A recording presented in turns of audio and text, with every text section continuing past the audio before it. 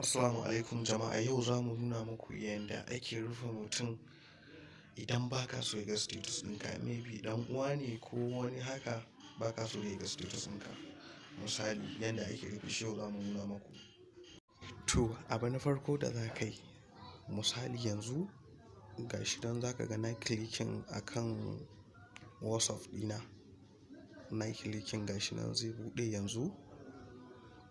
Na yi clicking akan shi gaya nan yawa, to ya buɗe gashi nan. Ina fatan kana biyan. Na taka tamfirin ɗina kuma tamfirin ɗin shi ma ya buɗe. Inda za mu yi next, tun da dama maganar da za mu yi akan status ne, za mu je ga status gaya nan. Na yi clicking wajen status akwai abubuwa guda uku gasa can daga sama, su ma gasa can na yi clicking ɗinsu. Yawa zai baka setting da status privacy gasa. Daga nan kuma sai kai clicking akan status privacy gaya nan ya buɗe. To wannan my contacts din yana nufin kowa da kowa zai gani. Idan kuma my contacts expect ne, za ka tura amma akwai wanda baka so su gani. Gasa nan ni mutum uku nan bana so su gani. Sai ka yi back, sai ka shiga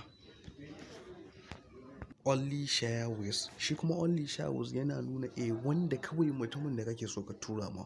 In mutum ɗaya ne ko biyu ne su kake so ka tura ma.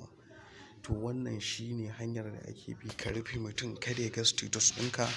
Za ka iya ka tura wa mutum ɗaya ko biyu, ko kuma ka tura wasu baka so su gani. Gashi nan dai kamar yadda muka yi.